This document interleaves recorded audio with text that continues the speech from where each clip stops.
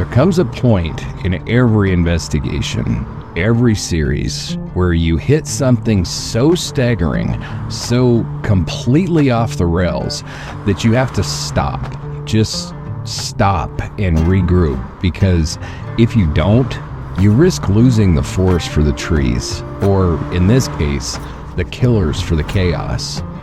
This is Rocky Mountain Reckoning, and today we're doing things a little differently again. We're taking a detour from our usual format. No deep dive victim cases, no timelines, no autopsy reports, no unmarked graves, or at least not in the way that you're used to. Instead, we're stepping back and looking at the bigger picture. And trust me, it is one ugly damn picture. Because the truth is, what we've uncovered in the course of researching these Great Basin victims, those lost to remote deserts, lonely highways, and forgotten motels, is that the region wasn't just dangerous, it was infested, absolutely crawling with serial killers. We're talking about a rogues gallery of douchebags, dirtbags, drifters, and depraved opportunists, all circling the same region, and worse yet, often at the same time. You want to feel creeped out?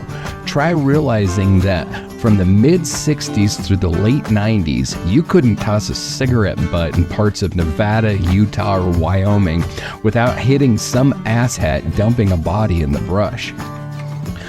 These weren't just one-off killers either. These were active predators, confirmed and suspected, moving through the same mountain passes, parking in the same gas stations, drinking at the same dive bars.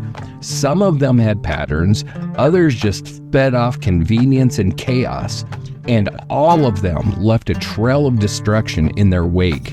And look, I don't throw this kind of episode into the mix lightly, but it became clear that if we're going to make sense of what happened to the women that we've covered so far, Tammy, Star Valley Jane Doe, Devil's Gate, Thousand Springs, all the victims from last week, hell, maybe even more that we haven't even named yet, we have to understand what they were up against. Because it wasn't just one killer out there.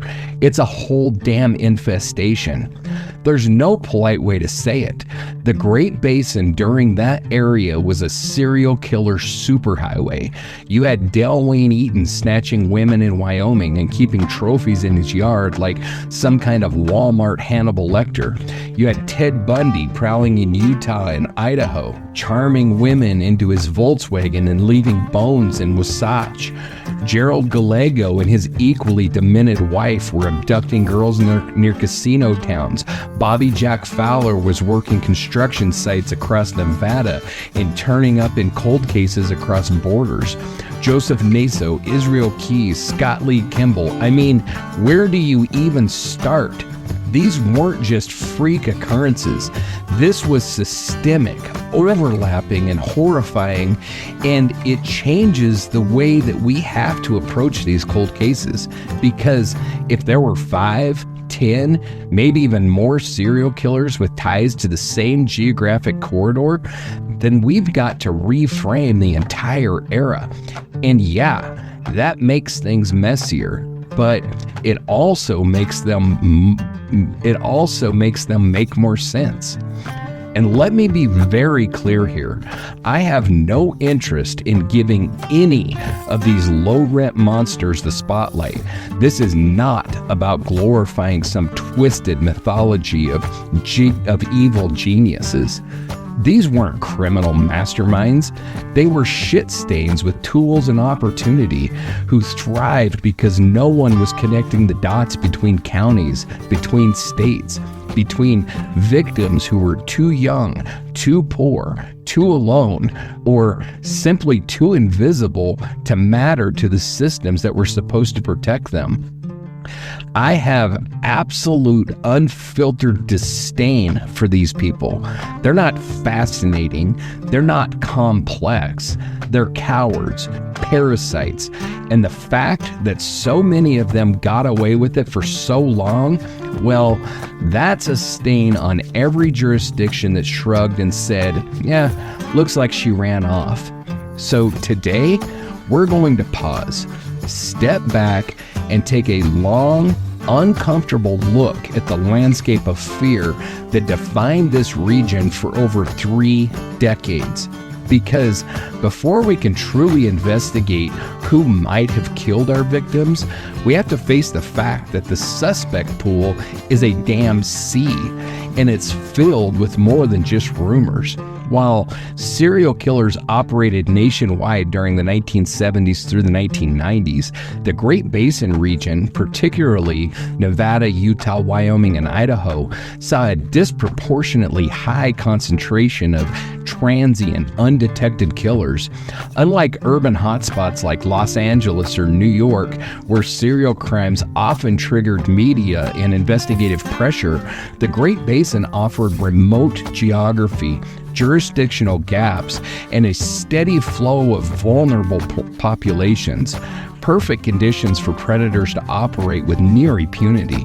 It's not that there were more serial killers born here, it's that this region let more of them roam free for longer.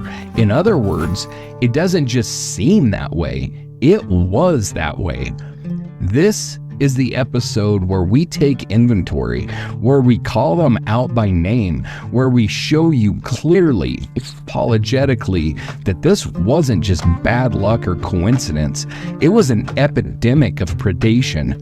So grab a drink, you're gonna need it, because by the end of this, you'll understand exactly why we had to stop the narrative, pull the handbrake, and say, wait a second, how many of these bastards were out there? So let's count. Hey Angela, how's things going tonight? Things were a hell of a lot better before you opened that door. Yeah, it's a bit crazy. It's a bit crazy. I'd like to change my answer and see what's behind door number 2, please. Yeah, you and me too. I would like to change that answer too. I mean, this one totally caught me off guard. You know, I know that we had multiple serial killers working in the area at the time, but as I started digging, I was like, holy shit, they're all here, for crying out loud. I mean, yeah, who are we missing? The son of Sam and freaking Richard Ramirez? Right. Everybody else is in Wyoming and Utah. Right. It's insane. I mean, H.H. Holmes might as well be here. Come on. Yeah, it was nuts. So, I don't know. So, I had to change things up a little bit because, you know, we've said all along that we had multiple killers work in the area. That hasn't changed, of course. Yeah. We've said that from the very beginning. It's just how freaking many of them there were and everything that was going on. Were they having conventions and shit? Like serial killer conventions? Must have been. They must have been. Damn. So, I'd like to know who booked that, because I have some words for him. Yeah, I'd like to go after him. But before we jump in, I think we do have to talk about the fact that we have some breaking news in a case that, well, a couple of cases, you know, we haven't even gotten to her episode yet, but we have mentioned her multiple different times, and that is Sheridan County Jane Doe or I-90 Jane Doe. Right. And the good news is that she was identified this week, and through genealogical DNA, it was discovered that her name was Cindy Arlene Estrada, and she was born in Torrance, California, and was 21 years old when she died. And, you know, her episode will still remain the same. It's, you know, we're scheduled to cover it when we get to it. Mm-hmm. And she was killed in 1993. And so we're in the early 80s now. So we have a few more to get to before we get to her. But it's kind of crazy how we decided to jump into this series and then all this stuff started happening. So now both of the Jane Does from Wyoming that that are linked to one particular piece of shit have been identified. They were both Jane Does for a long time. You had Bitter Creek Betty, who was found in Sweetwater County the same year, 1993. She was identified a few years ago as Irene Vasquez. And then now a Sheridan County Jane Doe just this week was identified. Yeah. So, I mean, really, really great news. And then we have some bad news. Yeah. I mean, it's bad and good. It's bittersweet. It's bittersweet. So we pretty much know the piece of shit that killed these two, and we're going to be talking about this asshat tonight. But that is Clark Perry Baldwin, who is definitely a serial killer. His DNA were found on both of these girls, and he most certainly killed them, raped them and killed them. He was convicted for killing a woman by the name of Pamela McCall in Tennessee, and he was supposed to be facing justice in Wyoming and being sent from Tennessee to Wyoming. Which they made it sound like long enough ago he should have already been here. I thought he was already here, but apparently... No, not you made it. They made it sound... Yeah, I thought that he was already here, but come to find out he wasn't. He was in Tennessee. The piece of shit died this morning. This is Friday, July the 18th, and this son of a bitch died of a heart attack, which, you know, I'm glad he's gone. I'm glad that he can't hurt anybody else, but it really sucks that the son of a bitch spent his entire life victimizing women. Yeah. And then once he is set to face justice for his crimes, the piece of shit has a heart attack and dies. Yeah. I don't know. And did we get all the information we needed from him? Oh, hell no. That's what I'm... Oh, hell no. You know, this piece of shit, you know, he didn't do it. Somebody, yeah, no. And there's no way, because I think he has a number of bodies tied to him, and we'll never know. I mean, hopefully we can link more of them through DNA, but there's no way to ever know how many. I mean, we saw what he did with the two victims here in Wyoming, and he did the same thing with Pamela McCall in Tennessee, which was rape them, murder him, and then roll him out of his truck on the side of the road. And just so disgusting. If his DNA wasn't left, or if, you know, the department that found the bodies hasn't had it tested yet, or it wasn't found, we'll never know. And as we've found anything out this season so far, women's bodies being kicked on the side of the road was not that freaking rare. So who the hell knows? Yeah. Could, you know, any of our Jane Does that we've talked about? I mean, you know that I highly suspect Eaton in the Elko Jane Does, but who the hell knows? It could have been somebody like this piece of shit or another piece of shit. And as we're going to find out today... Well, it's definitely another piece of shit. Oh, yeah. And as we're going to find out tonight, we had pieces of shit coming out of the woodwork in this area during this period of time. So are you ready to jump into this bit of Wyoming chaos? I guess. All right. I mean, tentatively, yes, but... So welcome, listeners, to Dark Dialogue, Rocky Mountain Reckoning, the podcast where we unravel the shadows of the human mind and dive deep into the mysteries that haunt small towns and big cities alike. I'm your host, John. And Pamela, and alongside John, we're here to explore stories that keep you up at night.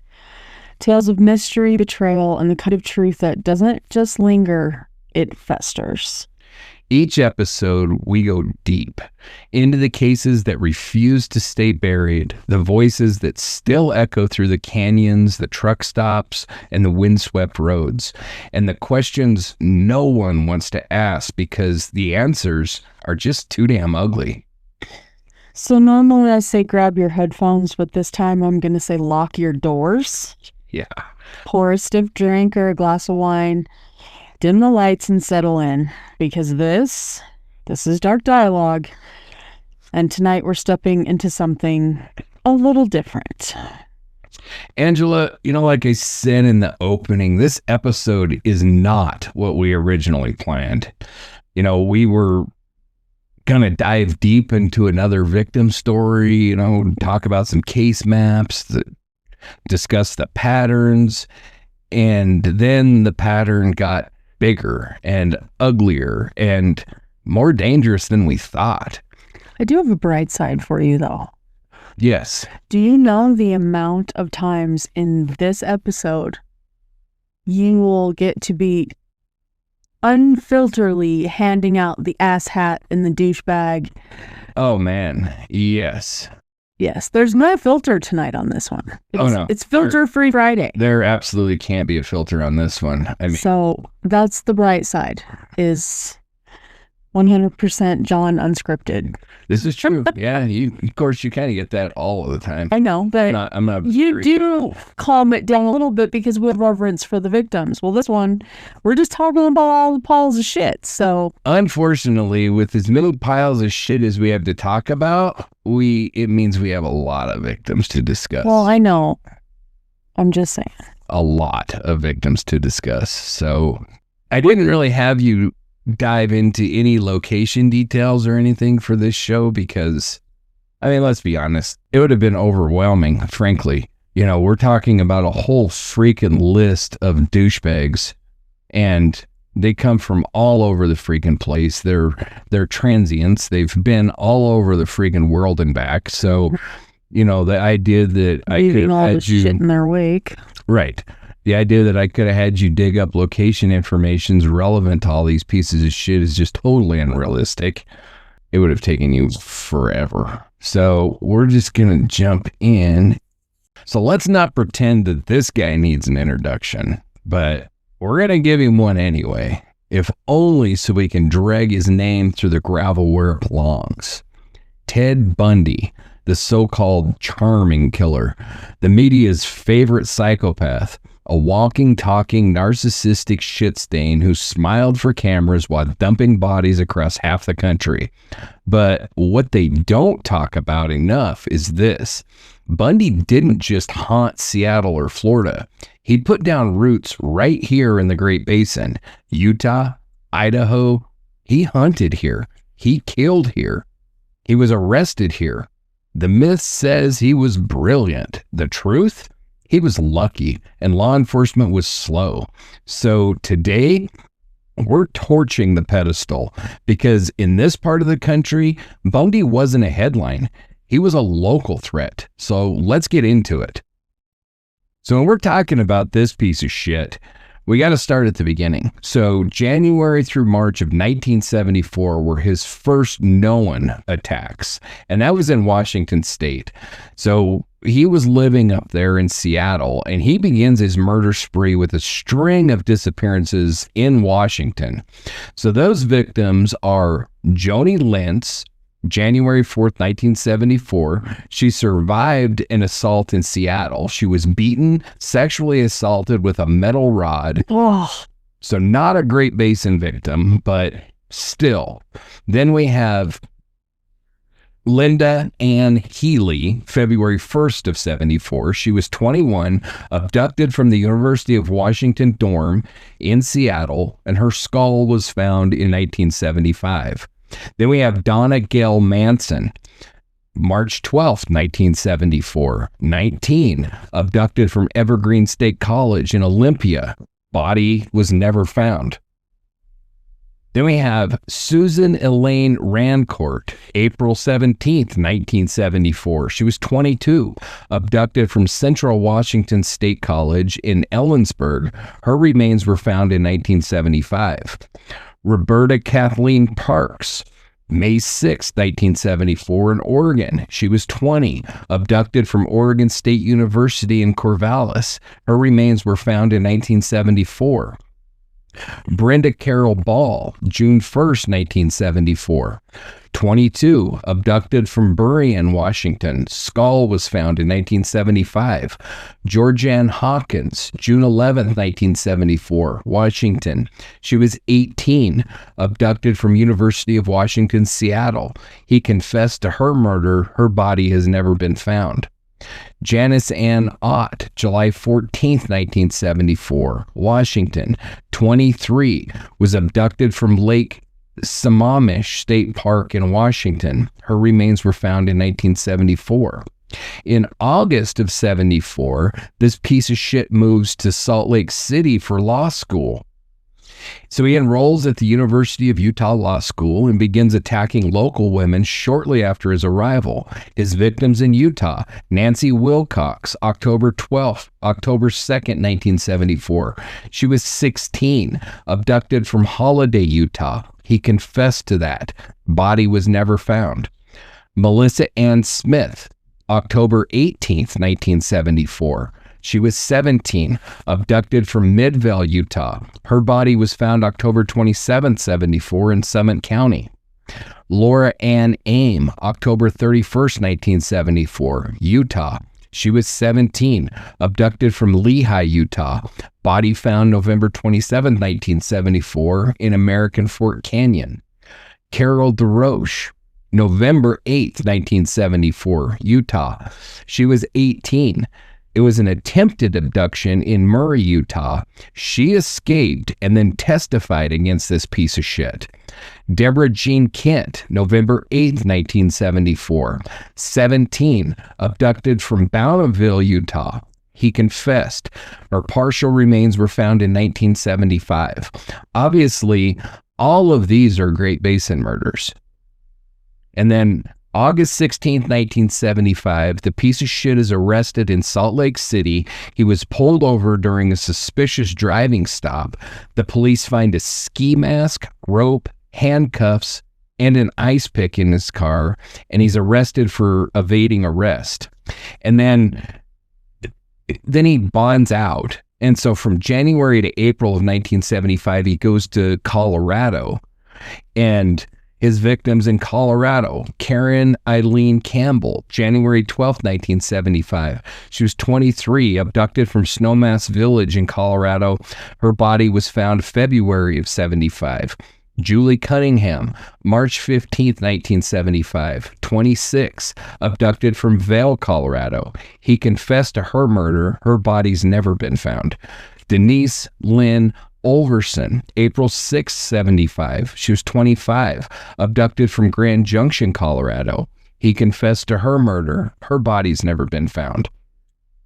May 6th of 1975, he goes to Utah, and his victim there is Lynette Dawn Culver, and that was on May 6th of 75, and she's 12, was abducted from Pocatello. He confessed to her. Body's never found. June 28, 1975, Susan Curtis, 15, abducted from Brigham Young University in Provo, Utah. He confessed to her. Body was never found.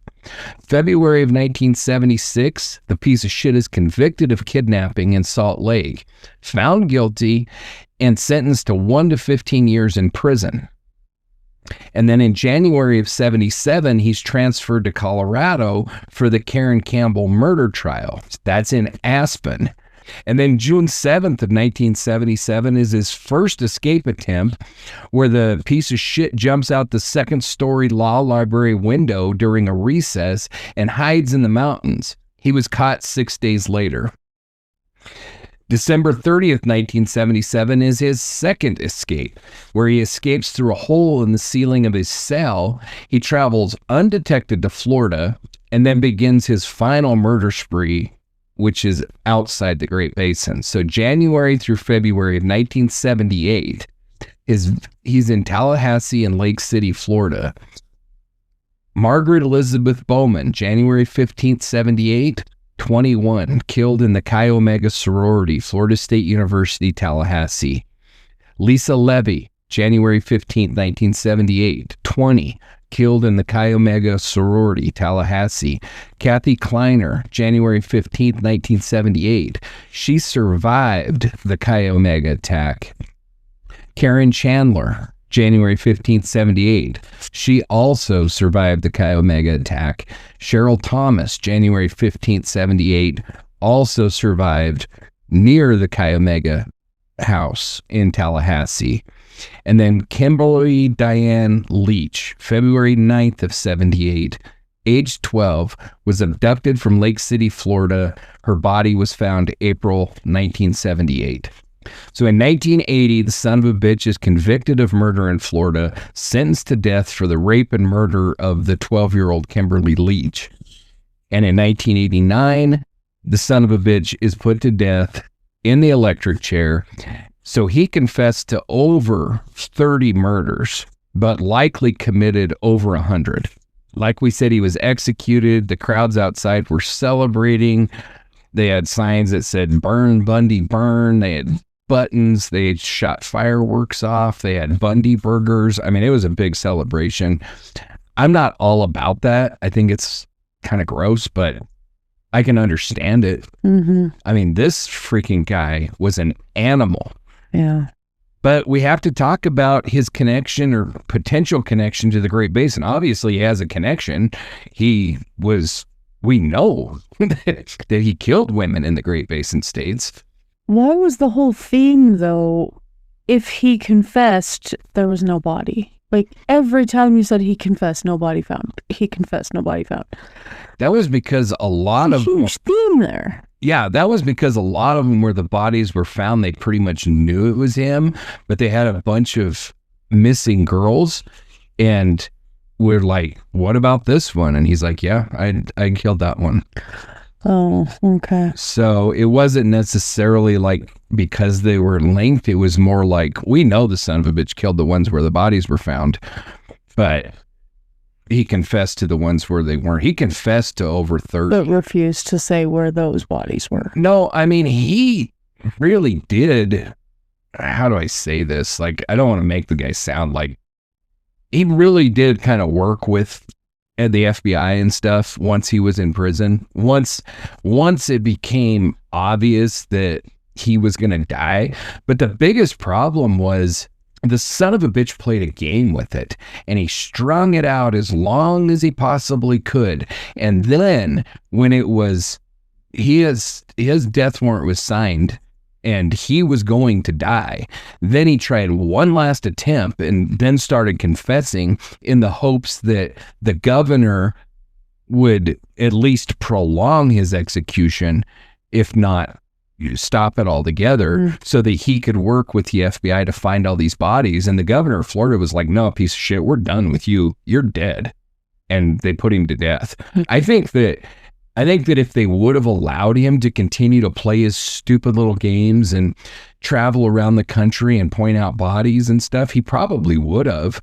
But it really is a tough situation, and you find yourself in these situations with these asshats over and over again. Do you play their game to find the bodies, or do you not? Because for them, it's like a vacation. Yeah. And and you've seen it happen over and over. Oh, yeah. So many of these guys, they string it out as long as they can. And then a lot of the son of a bitches, after they've traveled around on the government's dime and looked at all these locations, turns out they're just making it up. They didn't have anything to do with it. They're just trying to get a free trip and get out of jail for a week or whatever. So I don't know. It's really hard to say what the right thing is to do. Right. But I can say I feel 100% better knowing this son of a bitch is dead than he's in prison and could potentially escape again. Right. Or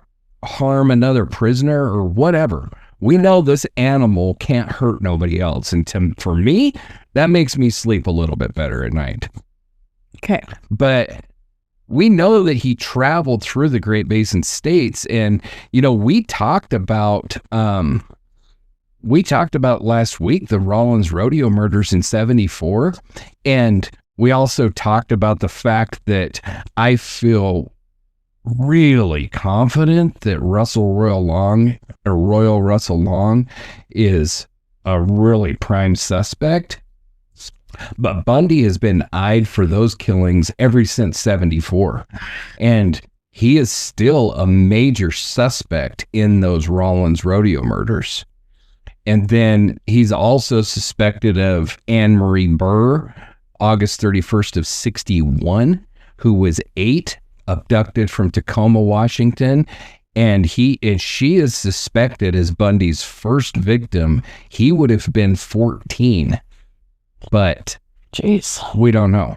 He's also suspected of Lisa E. Wick, June 23rd of 66 in Washington. She survived, but he's suspected. He's also suspected. I mean, I'm going to stop saying he's also suspected and just go through these names because it's a shit ton. Lonnie Trumbull, 23, 1966, Washington. She was killed in Seattle.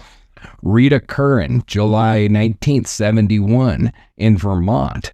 24, killed in Burlington, Vermont. She's suspected due to Bundy's presence in the area in 71 in Vermont. Joyce LePage, July 22nd, 71, Washington, was abducted from Washington State University.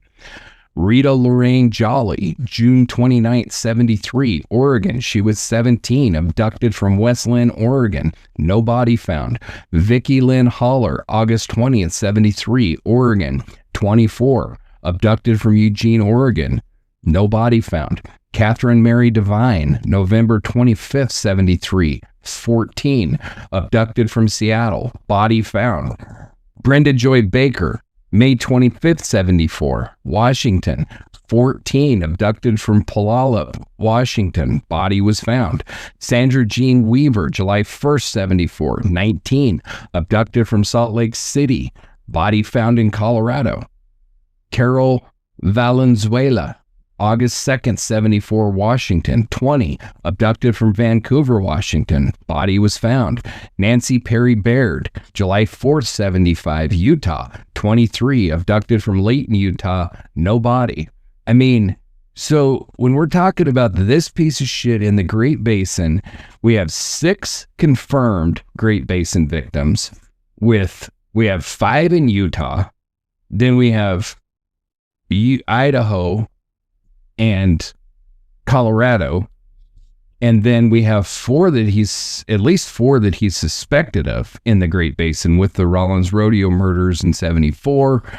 And then we've also got 2 more, so we've got at least 6 in the Great Basin that he's suspected of, with Sandra Jean Weaver and Nancy Perry Baird in Utah.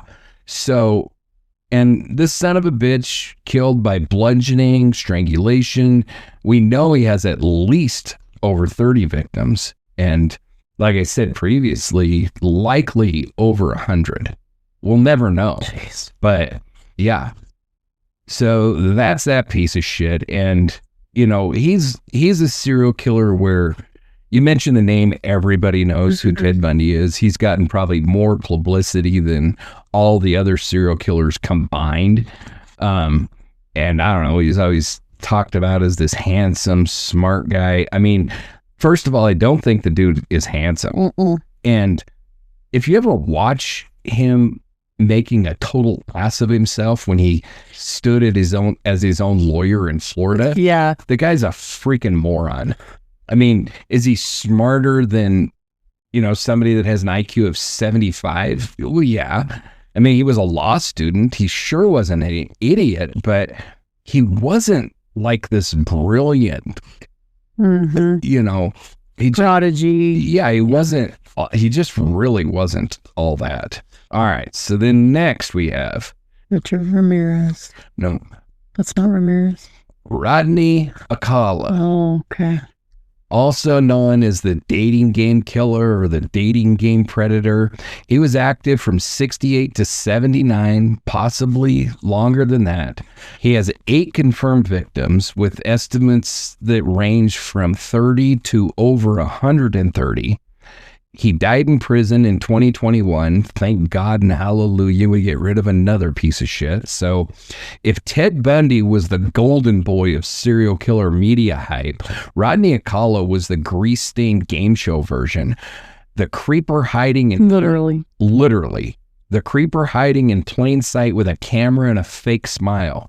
This guy wasn't just dangerous, he was theatrical. A wannabe photographer, a contestant on the dating game in the middle of a murder spree, and behind the charm, pure predatory rot. What they don't tell you is how far he traveled, how many states, how many victims, how many families still don't know what happened. And yes, that includes places like Idaho and Wyoming.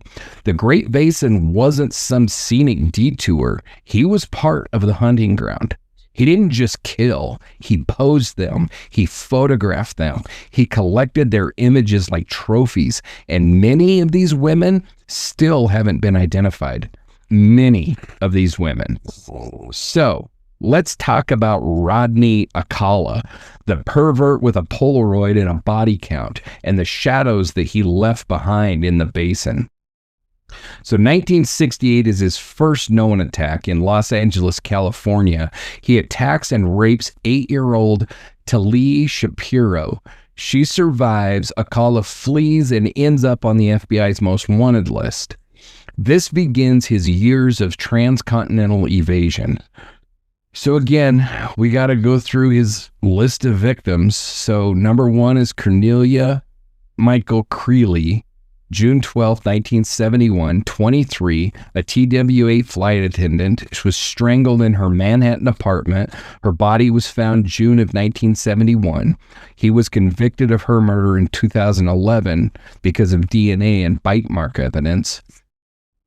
Ellen Jane Hover, June 4th, 1977, 23, aspiring orchestra conductor, was abducted from Manhattan. Her remains were found in 1978 on Rockefeller Estate, New York. Alcala was convicted in 2011, linked because of his appointment book listing E. Hover. Jill Terry Barcombe, November 9th of 77, 18, was a runaway from New York, found strangled and bludgeoned on a Hollywood Hills fire road. He was convicted in 2010 because of DNA and jewelry that was found in his storage locker. Georgia Marie Wickstead, December 16th of 77, she was 27, a nurse, raped, beaten, and strangled in her apartment. He was convicted in 2010 because of DNA and semen evidence. Christine Ruth Thornton, June 77, Sweetwater County, Wyoming, was 28, from Hancock, Michigan, living in San Antonio, Texas. She was 6 months pregnant, was photographed by Alcala on a motorcycle near Granger, Wyoming.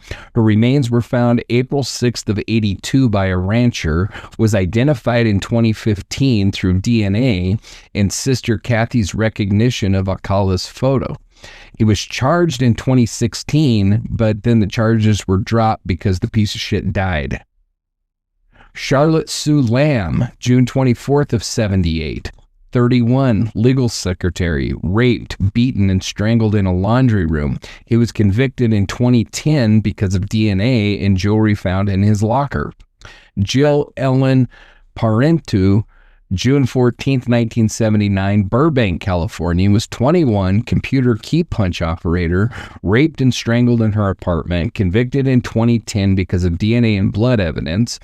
Robin Christine Samso, June 20th of 79, Huntington Beach, California, 12, abducted while biking to ballet class. Her remains were found July of 1979 in Sierra Madre foothills. He was convicted in 1980 because of witness testimony and jewelry evidence. Those are his confirmed victims. And then his suspected victims: Pamela Jean Labson, October 31st of 77, San Francisco. She was an aspiring singer, last seen at Fisherman's Wharf after meeting a photographer who is believed to be Alcala. Her body was found in 77, strangled in Marion County. And Joyce Gaunt, February 17th of 78, Seattle, Washington. She was 17, found strangled in a park, suspected due to Alcala's travel in Seattle in 78 and victim profile. An unnamed woman in the photo collection, and this one is, I don't know what to think about this one. So his freaking collection of photographs is extensive, to say the least. It numbers well over 1,000. Huntington Beach police have released like 110. I have gone through them several times. I'm trying to match up. Apparently, when he took pictures of Christine Ruth Thornton near Granger, Wyoming, he also took pictures of another woman. And so you look through these pictures and you're trying to match up the backgrounds, sagebrush plains and stuff. And there's so many freaking pictures, and so many of them are taken in places that may or may not be, I don't know. But apparently there's an unidentified woman in this collection of photographs, and it was suspected to have been taken very near the same site in Granger, Wyoming in 77. But we don't know anything more about this. And, for those listeners that have family members that went missing during this same period of time, these pictures are, at least like 110 of them are on the internet. And I think almost all of those 110 are unidentified.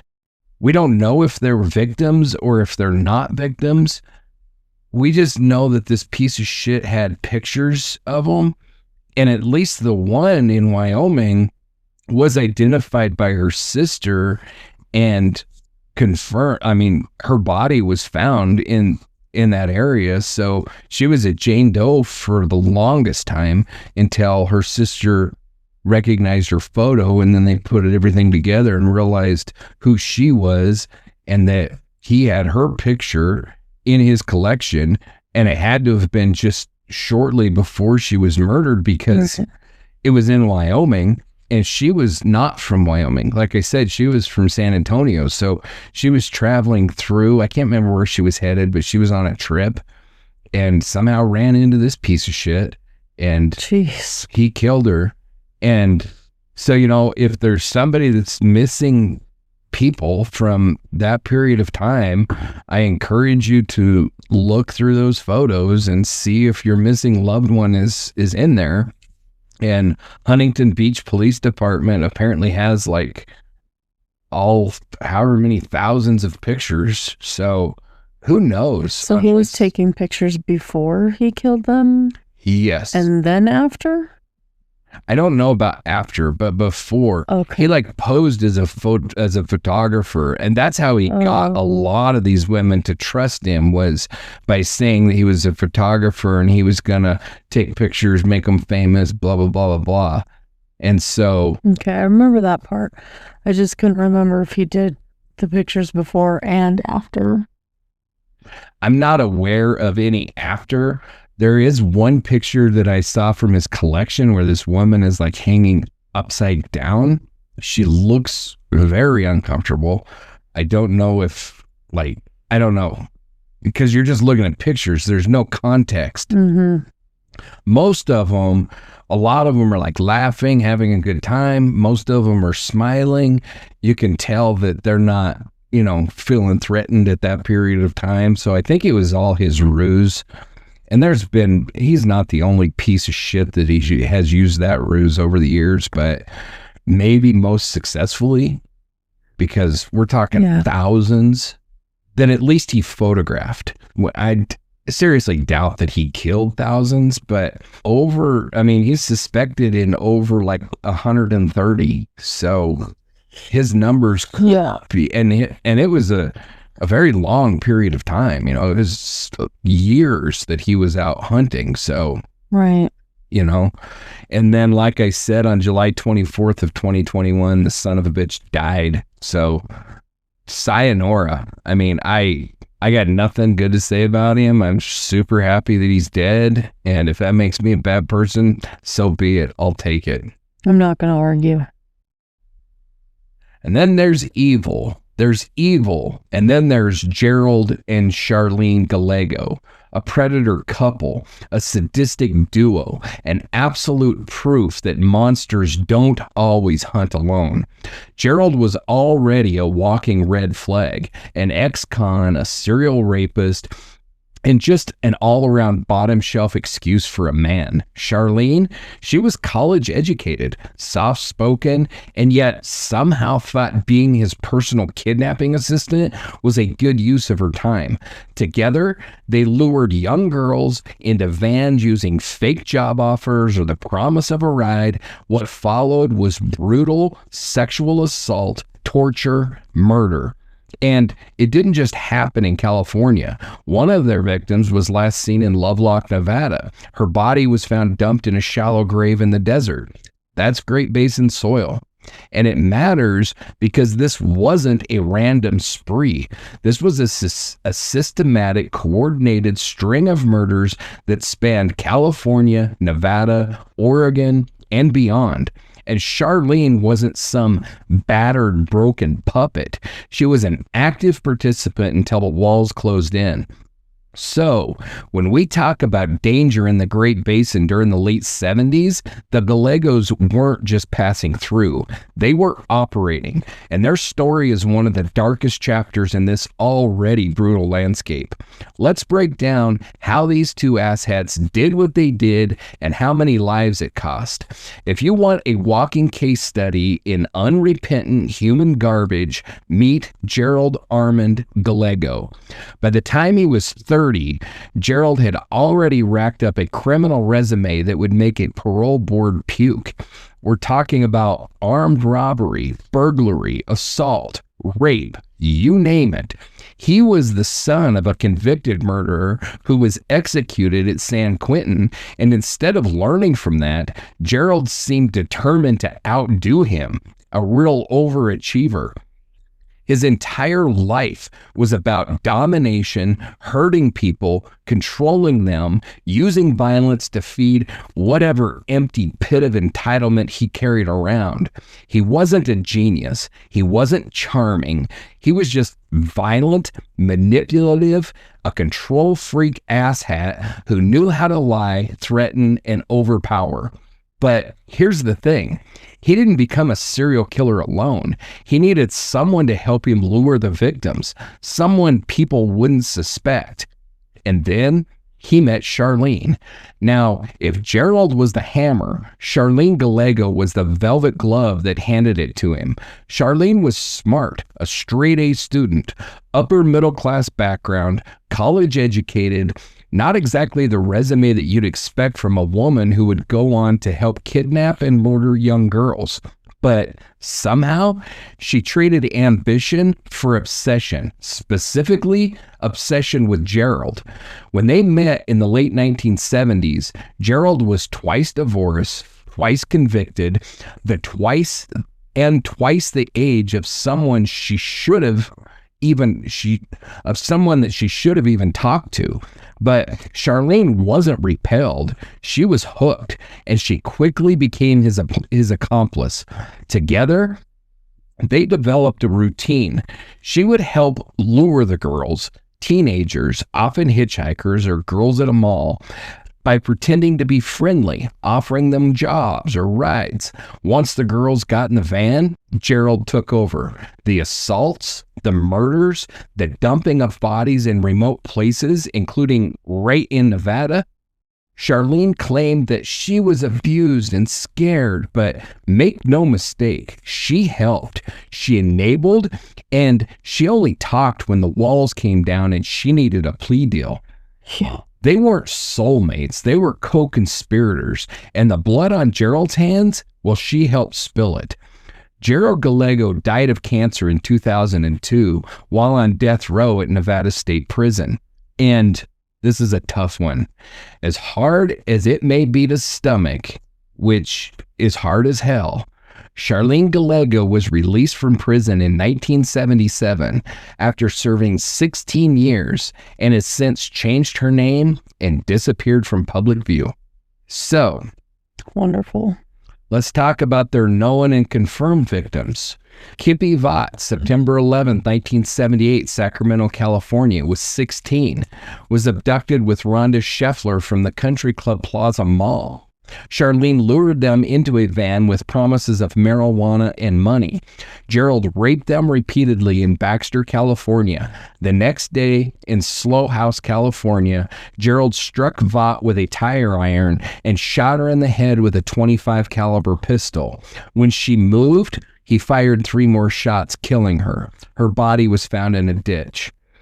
Rhonda Scheffler, 17, was abducted with Kippy and went through the same hell that Kippy went through. I can imagine. The sad part about these is, they were abducted together and one watched what happened to the other one, knowing what was coming. Then you have Brenda Judd, June 24th, 1979, Reno, Nevada, age 14, was abducted with Sandra Colley from the Washoe County Fair in Reno. Lured by Charlene with promises of earning money distributing flyers, Gerald raped them in the van while Charlene drove to Humboldt, St. Nevada. Gerald forced them to perform sexual acts, then beat Judd to death with a shovel and buried her in a deep hole. Her remains were found November of '99 by a tractor operator.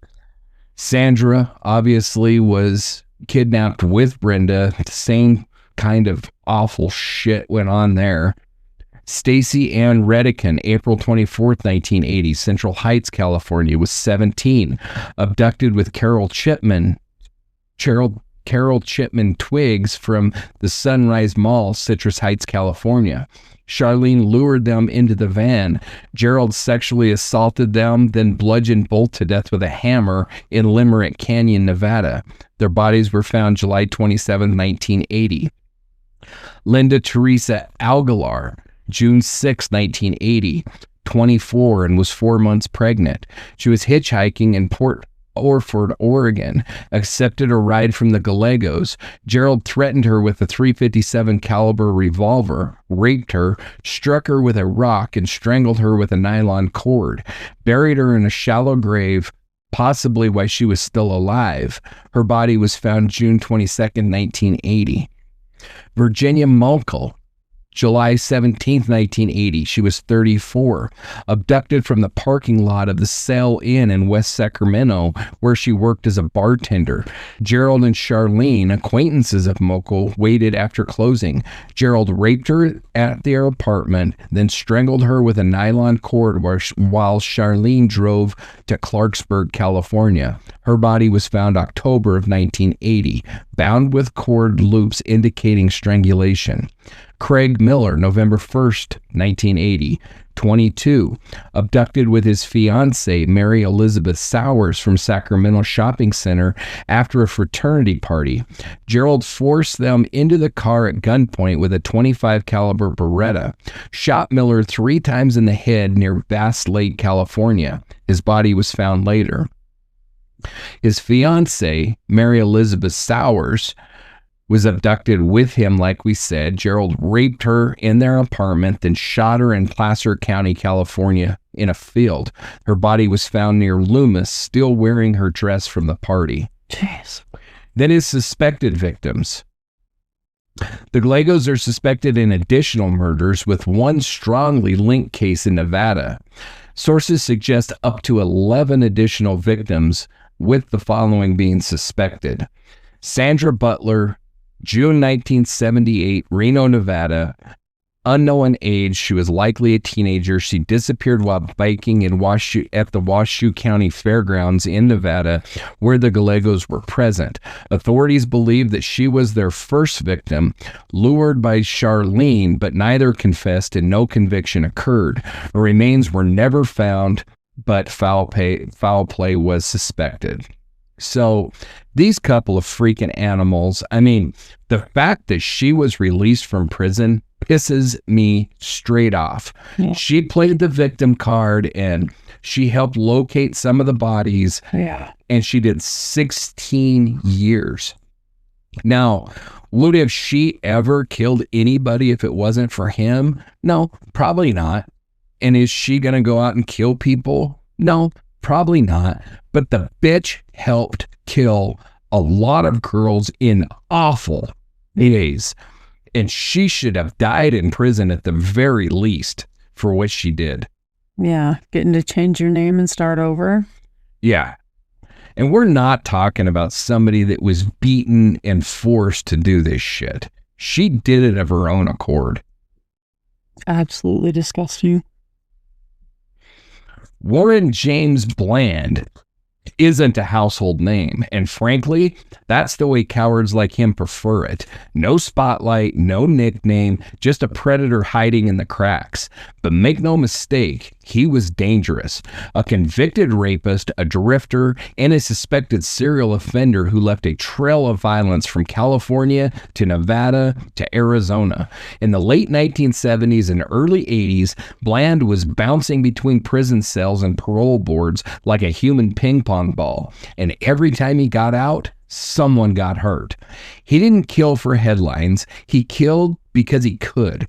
And like so many of the predators we're cataloging in this stretch of the series, he didn't need attention, he needed access, and the system gave it to him. His confirmed kill, a 14-year-old named Stephanie Ann Newsom, abducted, assaulted, and murdered in Sparks, Nevada in 1983. Bland was convicted years later thanks to DNA, but there are other cases, unsolved and eerily similar. Near the rail lines and the highways, he traveled regularly. And let's just say the math doesn't feel like coincidence. So no, Warren James Bland isn't famous. He's just another reminder that for decades, the Great Basin wasn't just neglected, it was infested. Warren James Bland is currently serving a life sentence in Lovelock Correctional Center in Nevada for the 1983 rape and murder of the 14-year-old Stephanie Newsom. So let's get into the evidence. Bland was convicted of 2 murders and is strongly linked to violent sexual assaults, primarily targeting women and children in California and Utah. His confirmed victims, based on convictions, are as follows. Beyond the one that we already mentioned, Angela Pratt, October 9th, 1980, Salt Lake City, 15, abducted while walking to school in Salt Lake City, Utah. Bland sexually assaulted, tortured, and strangled her. Her body was found in a remote area. He was convicted in 1983 based on physical evidence, the blood type, hair samples. And then Phoebe Ho, December 11th of 1986, South Pasadena, California, age 7. Abducted while walking 4 blocks to school in South Pasadena, California. Bland kidnapped, sexually assaulted, tortured, and strangled her. Her body was found December 18th, 1986, in a ditch in Glen Avon, Riverside County, California. He was convicted in 93 based on blood type, hair samples, and carpet fibers matching Bland's van. The jury recommended the death penalty. Sentencing was set for May 28, 1993. Bland died in prison in 2001 of natural causes. Then his suspected victims. Wendy Osborne, February 1st, 87, Placentia, California. 14, abducted while walking to school. Found strangled near Chino, San Bernardino County, about 30 miles from Phoebe Ho's body. Bland was the prime suspect due to the similarities. Ruth M. Ost, 1987, San Diego, age 81, suspected in her slaying in San Diego.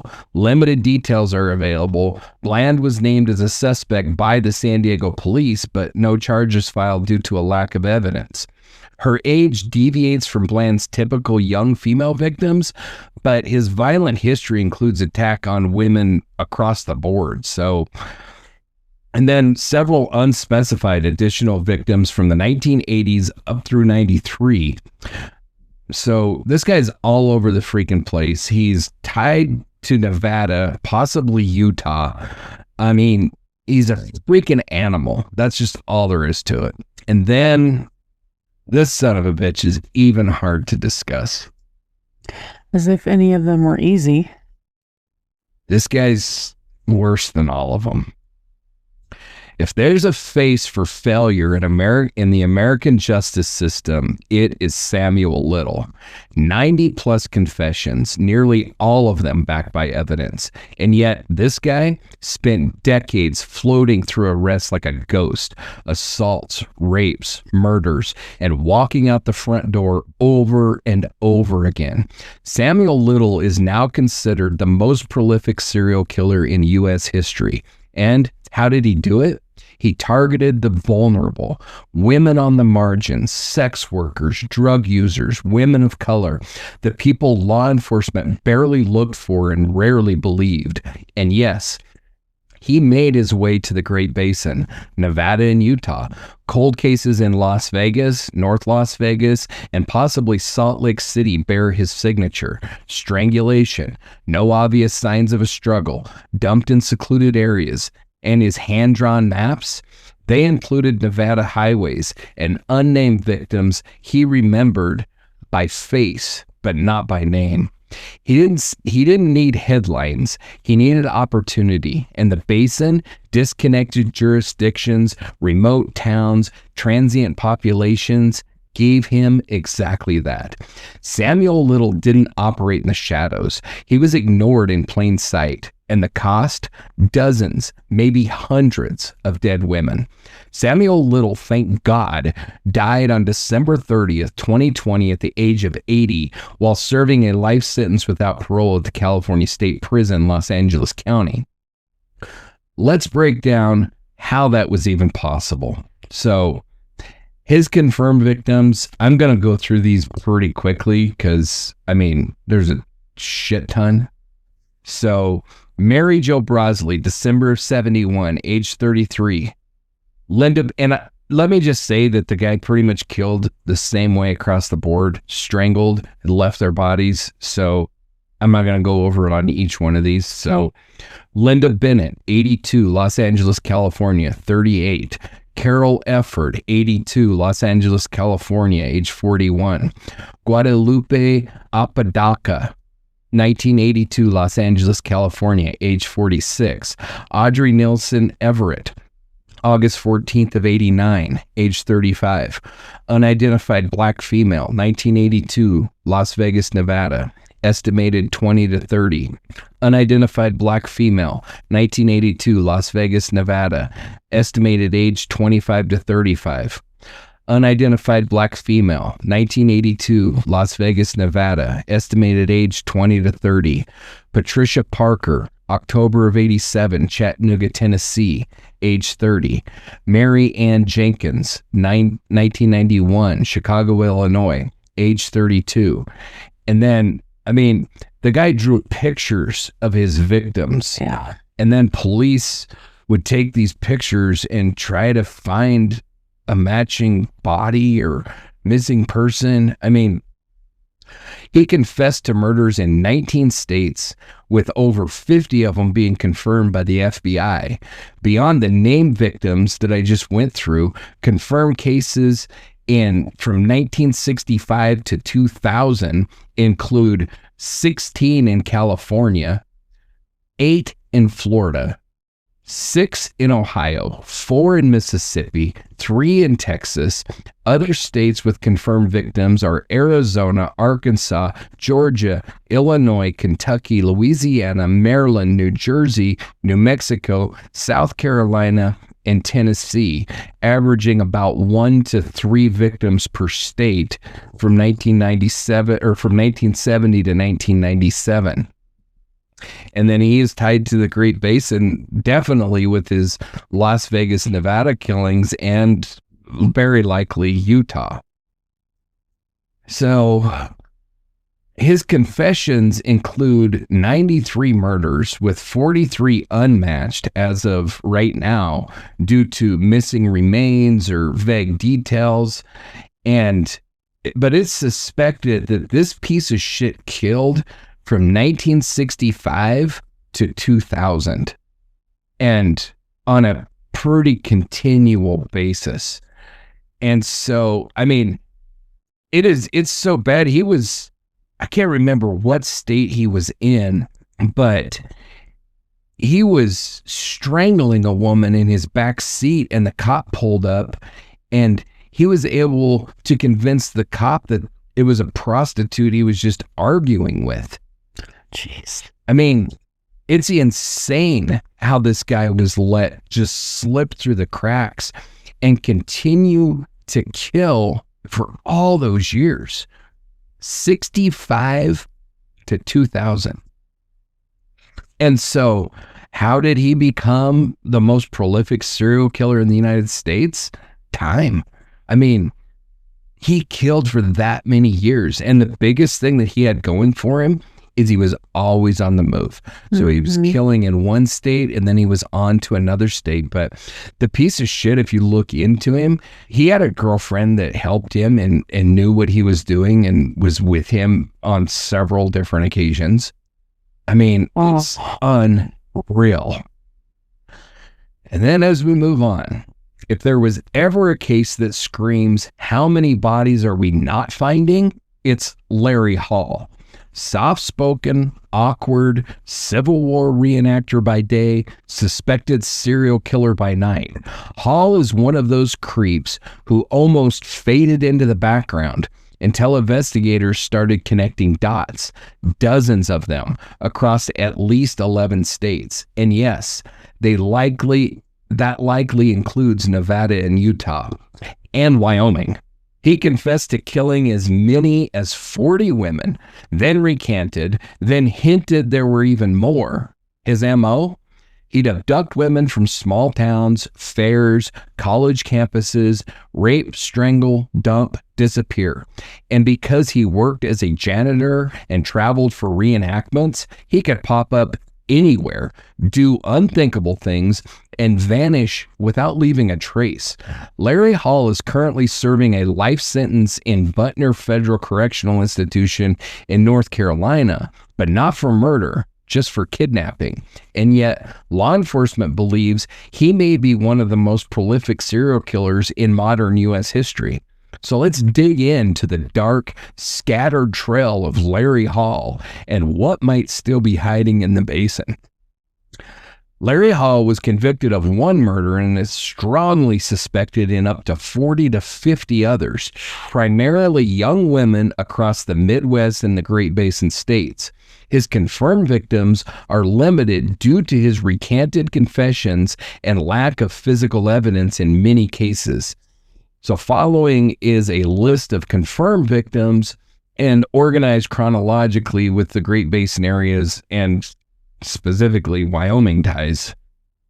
So Jessica Lynn Roach, September 23rd, 1993, Georgetown, Illinois, was 15, abducted while riding her bicycle near her home in Georgetown, Illinois, found strangled and sexually assaulted on November 8th of 93 in a cornfield near Perrysville, Indiana. Hall was convicted of her kidnapping in 95, not her murder due to lack of direct evidence. And then his suspected victims are Naomi Lee Kidder, which she has her own episode coming up in this series. She was 19. She was last seen hitchhiking from Rawlins to Buffalo, Wyoming, after staying at a Travel Lodge hotel.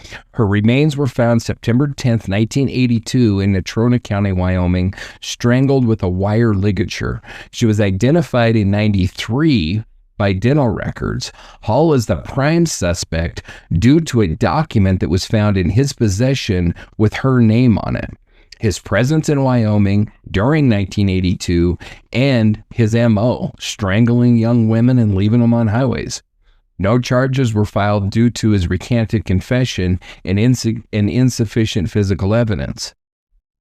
Then Tricia Lynn Reitler, March 29th of 93, Marion, Indiana, was abducted while walking from her dorm at Indiana Wesleyan University to a store in Marion. Blood spots and her clothing were found nearby, but her body was never located. Piece of shit confessed to her murder, describing abducting and killing her near a reenactment site, but then he recanted.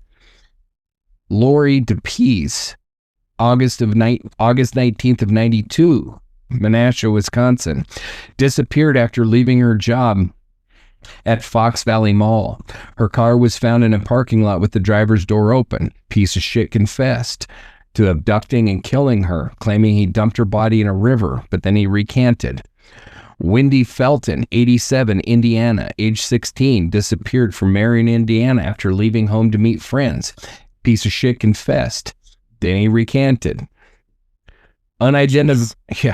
Unidentified victims in the Great Basin states from the 80s to the 90s. Hall confessed to murders in Nevada and Idaho, targeting young women near reenactment sites or highways, but provided vague details and recanted. No specific victims named beyond Kidder. His travel along I-80 through Nevada and Idaho has been documented by police, and it suggests possible victims, but no cases are confirmed due to lack of remains or evidence. And then he has unidentified victims nationwide during that same period of time. I mean, this piece of shit is tied. I mean, he could potentially be tied to He's all over. who knows how many different victims.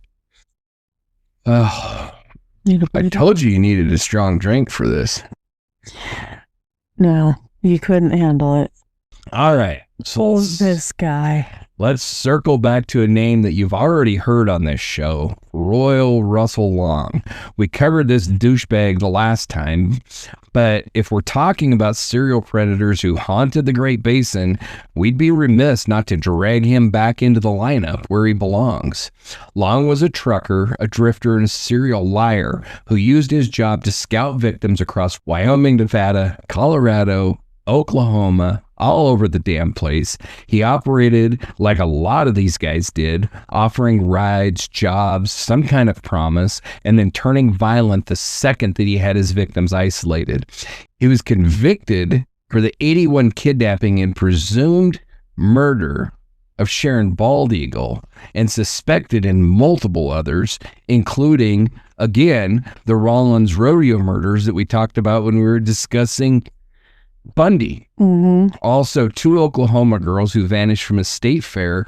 And while Wyoming was, at least for some of the time, his home base, his truck didn't know state lines, and neither did his violence.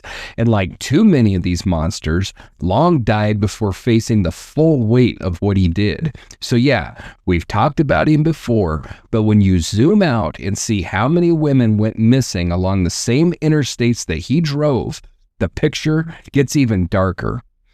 So we know Sharon Bald age 12, September 19th of 84. We talked about her last week. And then we have the 16-year-old that was traveling with her. Again, we talked about her on last episode. We talked about most of these on the last episode, so I'm just going to run through them pretty quickly. Okay. Charlotte June Kinsey, September 26th of 81 from Oklahoma. She was 13. She was abducted with her friend, Cindy Paulette. And Cindy Paulette was also 13. They were abducted from the Oklahoma State Fair. So very reminiscent of our conversation in last week's episode. Charlene Ann Brown, we remember her from Rawlins. She was 19. Carolyn Celeste Eaton, aka Valentine Sally. We talked about her last week. She was 17.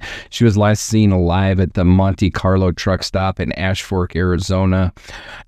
We have the whole list of victims in Rawlins that we talked about. We have Belinda May Grantham from last week. We have a number of then unidentified victims in Wyoming, Oklahoma, Colorado, Missouri. I mean, every one of these pieces of shit, it's like you read through one, you could just apply the same thing to every one of the bastards, because they literally just drove around the country killing girls and women. David Leonard Wood is the kind of predator who'd thrive in silence. No headlines, no flashy trial, just a growing list of missing women and a desert full of shallow graves.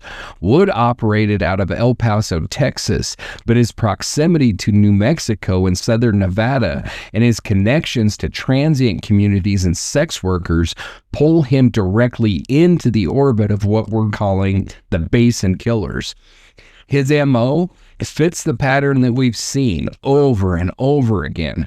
Vulnerable women, often young, often on the margins, abducted, raped, strangled, and dumped in remote desert terrain. In 1987, 6 women vanished from El Paso. Their remains were found in shallow graves in the desert, and Wood was eventually charged with killing them. But there's more to this story than 6 victims. The timing, the method, and the proximity to I-10 and I-25 corridors, routes that bleed directly into the Great Basin, make him a suspect in disappearances across state lines.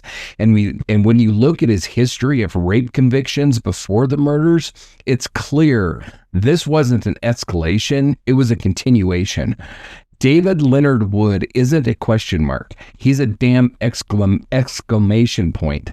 A serial predator hiding in plain sight and possibly with more bodies still waiting to be connected. He's been sitting on death row in Texas since '92, appealing, stalling, and wasting air. Let's talk about what we do know and what we still don't about the desert burial ground killer. So he was convicted in '92 of murdering the 6 girls and women in El Paso. And like we said, their bodies were found in shallow graves. And his confirmed victims are Melissa Alans, March 7th of '87, age 13, in El Paso, Texas. Desiree Wheatley, June 2nd of '87, El Paso, Texas, age 15. Karen Baker, June 5th of '87, El Paso, Texas, age 20. Angelica Fasto, August 8th of '87, age 17, El Paso, Texas. Rosa Maria Casillo, August 12th of '87, El Paso, Texas. Dawn Marie Smith, August of '87, El Paso, Texas. She was 14. Wood is suspected in the disappearances of 3 additional girls in El Paso in '87 whose bodies were never found. These cases are strongly linked due to Woods' pattern, witness testimony, and proximity to his confirmed victims. And they are as follows. Marjorie Knox, February 14th of '87, Chaparral, New Mexico, age 14. Cheryl Lynn Vasquez Dismukes, June 28th of '87, El Paso, Texas, age 19. Melissa Alans, March 7th of '87, El Paso, Texas, age 12. So this piece of shit, who even knows? I mean, I just said the same thing on each one of these bastards. Who knows? Who even knows? Who knows, yeah. And yes, we're back to Dale Wayne Eaton, because honestly, how could we not be? At this point, Eaton's practically the house villain of this series. He's come up in every episode, and for good reason. If the Great Basin had a face carved into the side of a cliff to represent everything that went wrong out here in the 80s and 90s, it would be this reclusive, violent, manipulative shitbag glaring out over a junkyard in Wyoming. He was convicted of Lisa Marie Kimmel's murder, the one with the Little Miss license plate, and that conviction alone was enough to land him on death row. But you and I both know that wasn't the end of it. He didn't just kill once. He didn't build a hidden bunker for one victim. He didn't collect trophies, stash weapons, and bury bones on accident.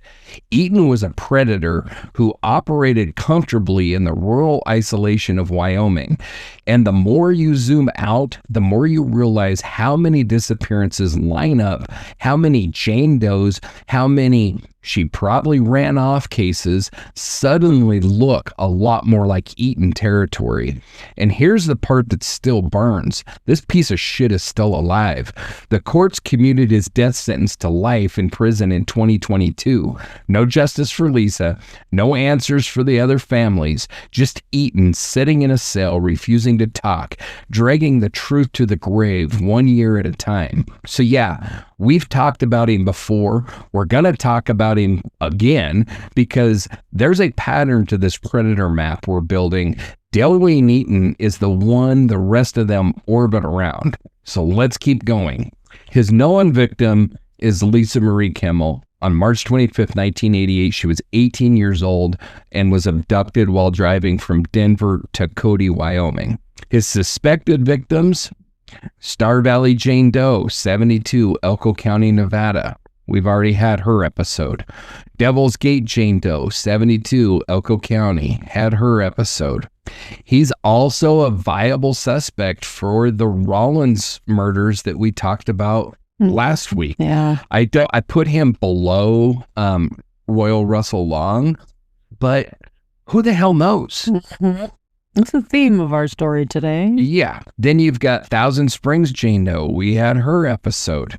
Naomi Kidder. We brought her up with that last piece of shit, but she was also very near Eaton's orbit. So he's also a possibility for her. And she has her own episode coming up. She's on the list, as well as Shafter Jane Doe, who again is in Elko County, and that was in 93. Her suspected age was 27 to 28. And then he's also probably the prime suspect for Amy Roe Bechtold, who went missing July 24th, 1997 in Lander, Wyoming. So, and then we know that the piece of shit tried to abduct the family. I mean, he's a worthless bastard, just like all the rest of these animals. And I don't think we even have a clue how many bodies are linked to really him or all of them. Yeah. Oh, this guy. All right. You know his name by now. Robert Ben Rhoades.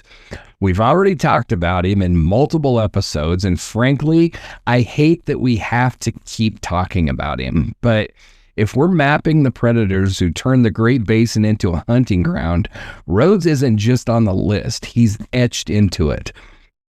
The long-haul trucker with the torture chamber sleeper cab, the guy who cruised through Nevada, Utah, and Wyoming like it was his personal buffet line of victims, the one who photographed the fear that he caused like trophies.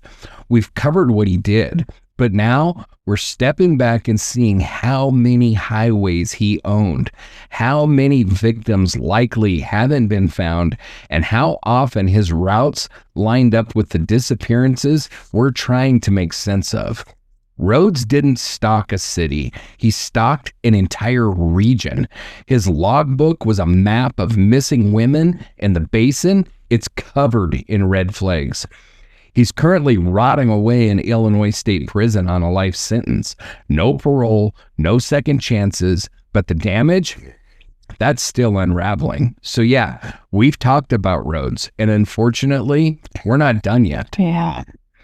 So the murders that this piece of shit was convicted of is Candy Walsh, or Patricia Waltz, or Patricia Waltz Ziskowski, because she was a newlywed and she was 28, and we know the piece of shit killed her. He also killed her new husband, Douglas Scott Ziskowski, and he was only 25. Regina K. Walters, February 1990, Pasco County, Texas. She was 14. Ricky Lee Jones, February 1990, unknown age, but he was abducted with Regina Walters. But then we move on to his suspected victims, and those number anywhere between 20 and 50, based on his confessions, his lifestyle, and the evidence that was found in his truck, which were photographs. His pattern targeted young women, often hitchhikers or sex workers, along I-80 and I-10. And so here's the ones that we suspect. An unidentified female between 1989 and 90. He confessed to killing a woman in Nevada, likely a hitchhiker, a sex worker in the late 80s. No specific case or remains have been identified. Unidentified victims in Wyoming. Rhoades documented travel along I-80 through Wyoming, suggests possible victims. No specific cases are named, but his pattern, hitchhikers, young women, aligns with Wyoming's unsolved cases. Unidentified victims nationwide. He confessed to dozens of murders across states like Texas, Illinois, California, Nevada, Utah, and Wyoming, estimating over 50 victims. Evidence includes photos of unidentified women in his truck, some showing signs of torture, and personal items like clothing or jewelry that was not linked to his confirmed victims.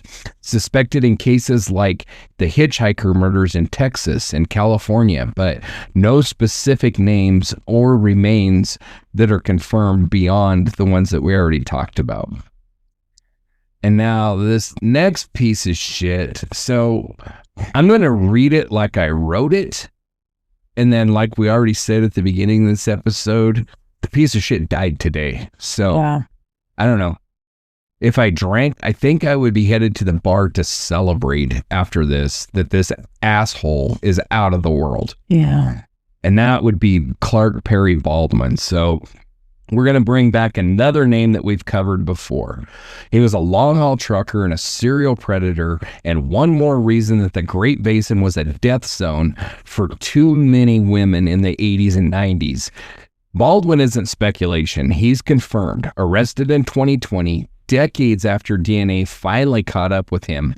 And of all the places tied to his name, Wyoming keeps coming up. At least 2 women murdered, dumped in isolated areas just off I-90 and I-80, both found in 93. The one of them was just identified this week as Cindy Arlene Estrada. She's been known as the I-90 Jane Doe or the Sheridan County Jane Doe for all of these years, and she was pregnant when Baldwin ended her life and left her off the side of the road near the Montana border. The other one was Irene Vasquez, known for years as Bitter Creek Betty, left in the desert near Rock Springs, discarded like her life never mattered.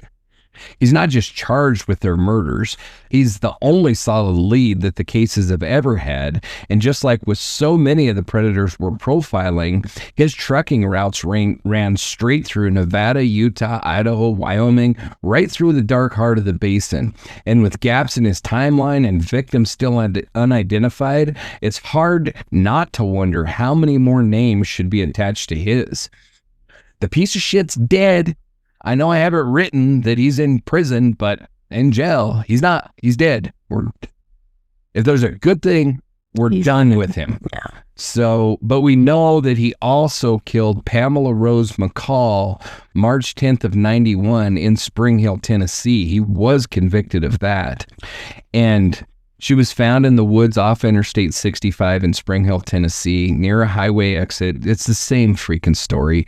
He was also convicted for the murder of her unborn baby because she was 6 months pregnant at the time. You know, I listed these as confirmed victims. Technically, I guess he never stood trial for them. He never was found guilty of them. But his DNA was found on them. They fit his pattern, and that's Bitter Creek Betty or Irene Vasquez, the 2 that we've already talked about. And then his suspected victims, Tammy Jo Zywicki, August 23rd of 92, LaSalle, Illinois, was 21, an Iowa college student, last seen after her car broke down on I-80 near LaSalle. She was found September 1st in 92, stabbed 8 times, raped, and wrapped in a red blanket. Jeez. Rhonda Knudsen, 1992, Williamston, Iowa, age 22, a truck stop clerk, beaten to death during an overnight shift at a Phillips 66 station, found in the store's back room. Unidentified victims across the Great Basin. Baldwin's I-80 travel through Wyoming, Nevada, and Utah, and his patterns, strangulation, sexual assault, highway dumps, suggest possible victims in the Great Basin states. The FBI's Highway Serial Killer Initiative estimates 24 slayings that fit his pattern nationwide, including potential Nevada or Idaho cases, although no specific victims have been named other than those that I already talked about. So some serial killers lurk in the shadows. Others hop a freight train and leave bodies from coast to coast. Robert Joseph Silvera Jr., better known as the boxcar killer, was a transient predator who used the American rail system as his personal hunting ground. He wasn't flashy, and he didn't go after headlines. He targeted other drifters, Men like him, riding the rails, living off grid, and often completely off the radar. He confessed to over a dozen murders across multiple states, including California, Oregon, Utah, Kansas, and Wyoming. The victims were usually stabbed or bludgeoned, and their bodies left in train yards, hobo camps, or abandoned buildings, places no one was looking and no one was counting. And that's exactly how he got away with it for so long. His route ran straight through the Great Basin. He spent time in Salt Lake City, Elko, Winnemucca, and Evanston, Wyoming, where in 1995 he murdered fellow rail rider William Pettit in a transient camp. That case finally stuck. He was arrested in Oregon in 1996, but it was Wyoming that made it count. He pleaded guilty to Pettit's murder and was sentenced to life without parole. He's currently rotting away at the Wyoming State Penitentiary in Rawlins. So no, Silvera isn't a household name, but if you lived near a rail line in the basin during the late 80s or the early 90s, he was a ghost in your backyard. And for a lot of his victims, that's all they ever were, ghosts. So let's talk about the trail he left behind and how many more might still be out there. Now, I realize that his victim profile doesn't really fit in with the victims that we're talking about. He killed men, not women. But, you know, when I started discovering all these freaking He's still killing in our backyard. He's still killing in this area. And these guys deserve to have their stories told the same as everybody else. So he killed Anthony Garcia, April 9th, 1989. He was 62 years old, found bludgeoned to death in a homeless encampment. Silvera confessed. Darren Royal Miller, July 8th of 92, age 19, found dead in his sleeping bag near a pond in Thompson Springs, Grand County, Utah, with severe head injuries after partying near railroad tracks. William James Clark, April 28, 1994, Tallahassee, Florida. Age 54, some sources say 52. He was a homeless Salvation Army bell ringer, found robbed and bludgeoned to death. Michael A. Garfinkel, August 2nd, 1994, Emeryville, California, age 20, Pierce College graduate, found bludgeoned to death in a hobo jungle near a switching yard. Silvera confessed. Roger Lee Bowman, April 21st, 1995, Salt Lake City, Utah, age 38, found beaten and stabbed to death while walking his dog along railroad tracks in Salt Lake City. James E. McLean, July 23rd, 95, Albany, Oregon, age 50, found stabbed to death in his shack at a homeless encampment. Silvera confessed. Charles Randall Boyd, July 28th, 95, Ellsworth County, Kansas, age 46, found bludgeoned to death in a collapsed tent at Canopolis Lake Campground. He met Silvera's in El Paso, Texas, while building a bunkhouse. Then they traveled to Kansas. Silvera confessed. Pauline Matthews, age 43, found dead in a homeless encampment near railroad tracks. Silvera confessed.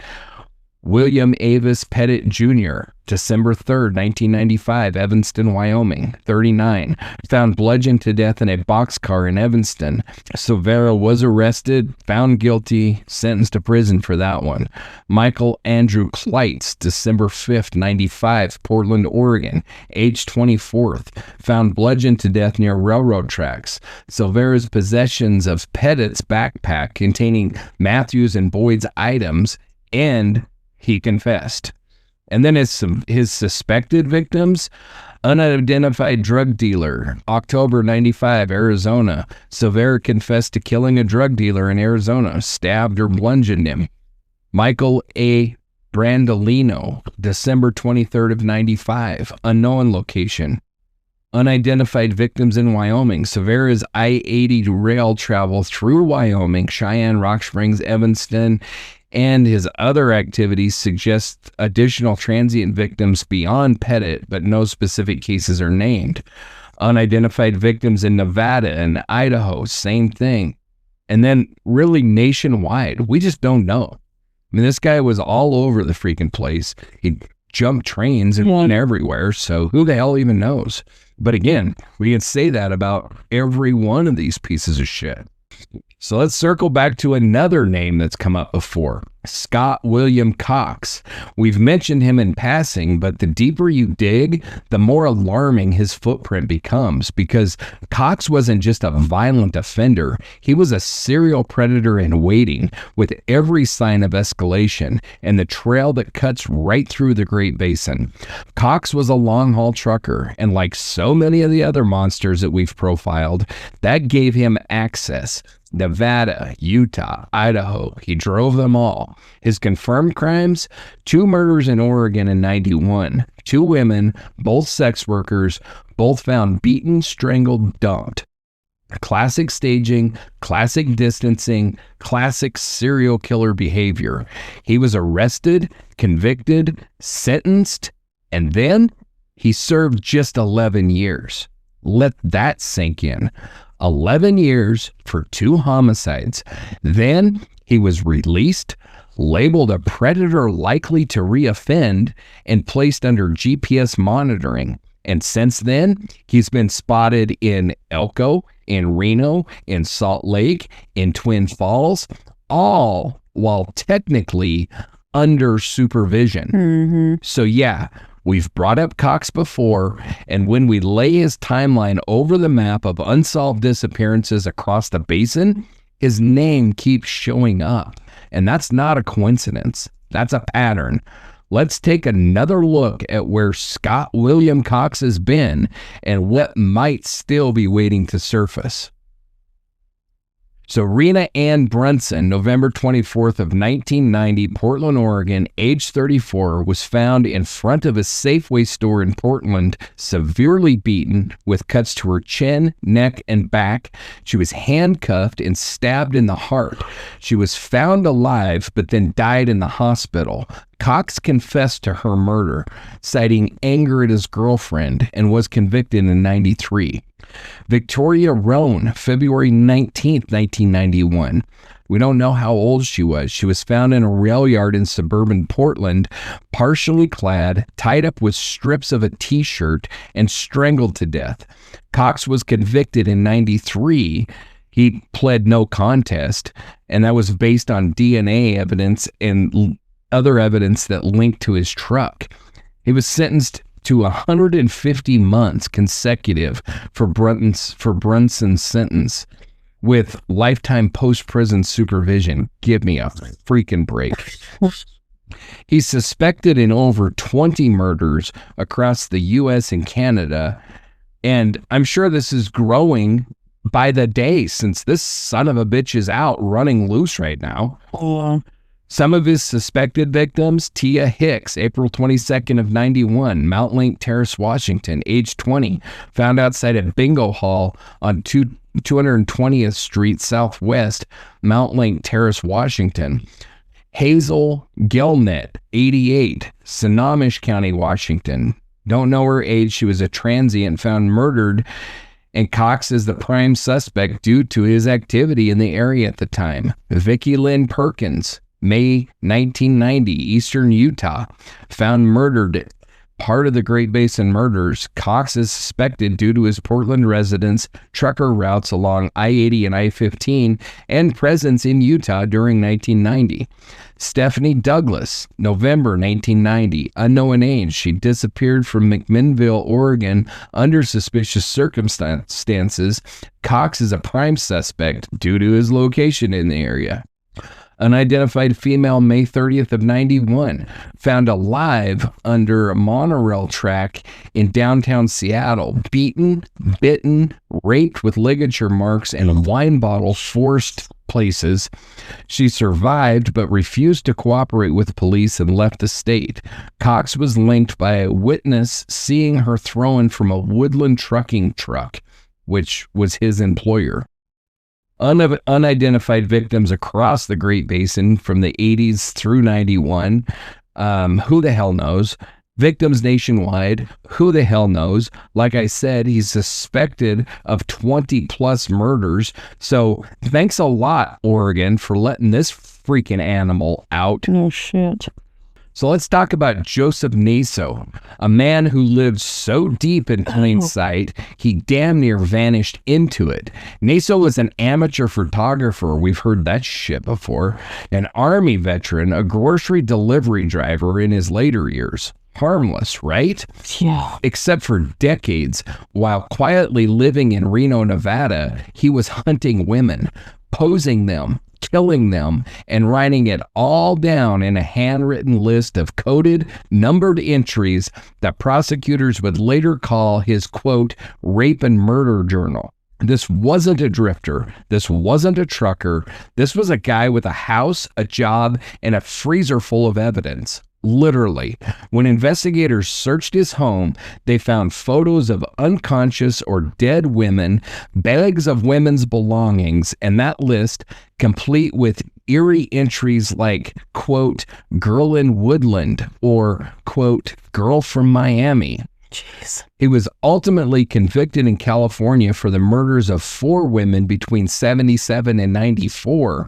But here's why we're talking about him.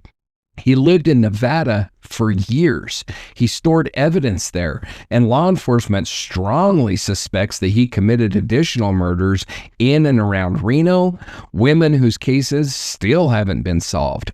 Naso's known victims are vulnerable women, often sex workers, often with no immediate family to report them missing, and he didn't operate fast. He spaced his kills out over years, decades even. That kind of patience, that's methodical. That's chilling. And that fits the exact pattern that we're seeing across the basin. He's currently sitting on death row at San Quentin State Prison in California, but some of the women that he killed or photographed may still be unidentified. Some of them may still be tied to Nevada. He wasn't just living among us, he was storing trophies down the hall from his refrigerator. Let's take a closer look at what he left behind. So his confirmed victims, Roxane Ann Rhoades, January 10th of 77, age 18, found strangled near Fairfax, Marion County, California, with pantyhose around her neck and in her mouth. Carmen Lorraine Colon, August 15th, 1978, age 22, found strangled near Port Costa, Contra Costa County, California, with pantyhose around her neck. Pamela Ruth Parsons, September of 93, age 38, found strangled in a remote area of Yuba County, California. Naso was convicted. Tracy Lynn Tafoya, August 14th, 94, age 31, found strangled in Yuba County, California, with evidence of sexual assault. Then we talk about his suspected victims. Nancy Lee Sellers, age 28, found murdered in Sacramento with Naso's DNA on her body. An unidentified female, aka list girl number 3. Jeez. Listed as girl near Port Costa on Naso's murder list, corresponding to a 1970s killing in Contra Costa County, California. Diary entries and photos suggest a strangled victim. Unidentified female, aka list girl number 4, listed as, quote, girl near Harrodsburg on Naso's murder list, linked to a 1970s killing in Marion County, California. The entry describes strangulation and dumping. Unidentified female, aka list girl number 6, listed as girl from Nevada on Naso's murder list, tied to a killing during his Reno residence from the 80s to the 90s. Diary entries and photos suggest a strangled prostitute or a transient. And then unidentified victims across the Great Basin. I mean, we could say the same thing on every one of these pieces of shit. Who the hell knows? Who the hell knows? So let's add another name to the list of wandering predators who treated the Great Basin like a personal dumping ground. Bobby Jack Fowler. If we're building a Frankenstein out of every red flag law enforcement should have acted on in the 70s, you'd get this guy.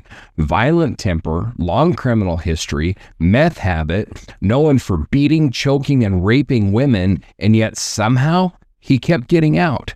over and over. Fowler was a drifter and a construction worker, constantly on the move, and that's what made him dangerous. Texas to Oregon, and plenty of time spent right in Nevada. He worked odd jobs, carpentry, drywall, roofing, and stayed in cheap motels or labor housing, usually long enough to leave someone bruised, bleeding, or worse. He was officially tied to a 16-year-old girl's 1974 murder in British Columbia thanks to a DNA match in 2012, 10 years after he died in prison. The case opened the floodgates. Suddenly, investigators across the western United States and Canada started looking at Fowler for decades worth of unsolved disappearances and murders, particularly young women who vanished near highways or were last seen hitchhiking. His Nevada connection? Solid. He lived and worked in Elko and Winnemucca at various points in the 70s and early 80s. There are multiple Jane Doe cases in those areas. We've talked about several of them.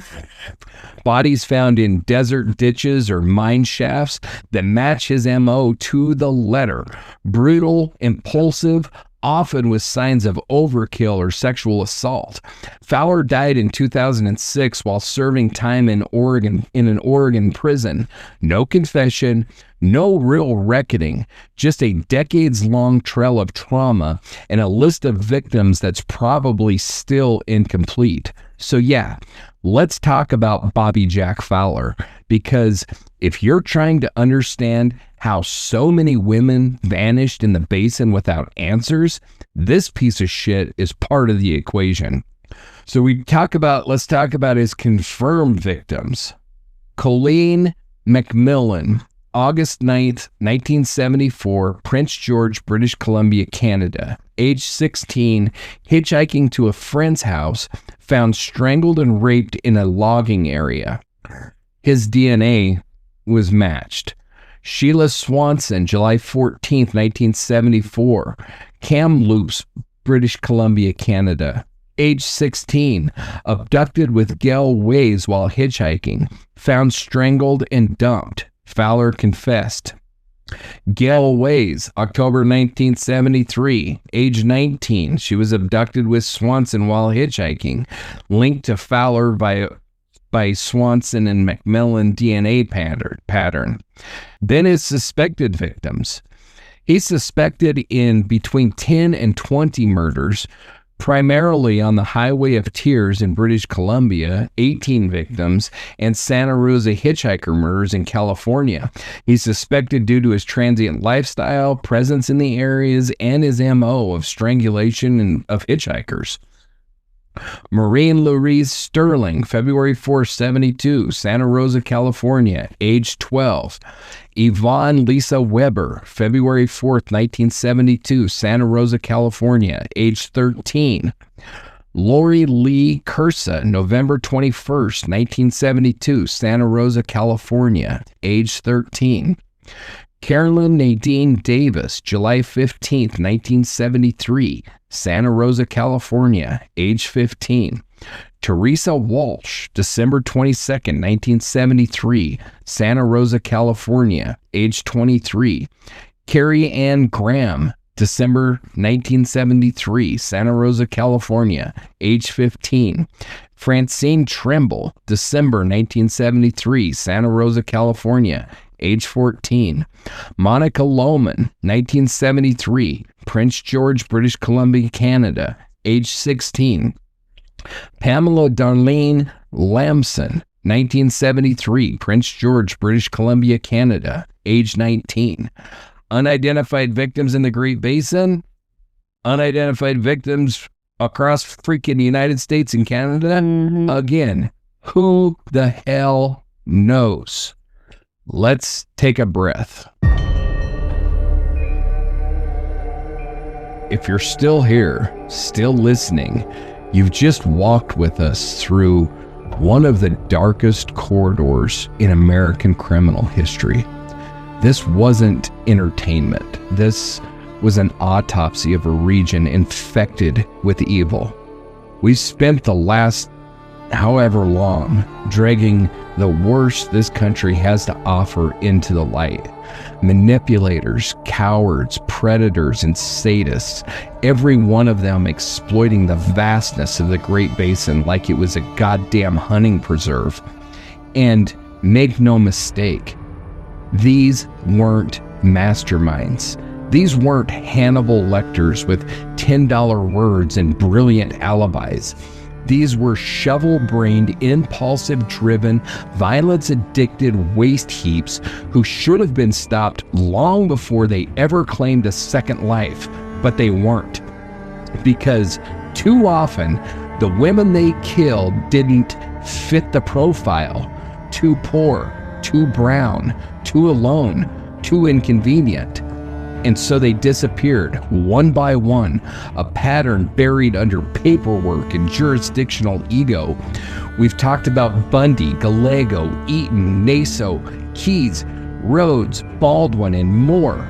And the question that keeps pounding in my head is this: how the hell were this many monsters operating at the same time in the same place and no one was connecting the dots? The answer?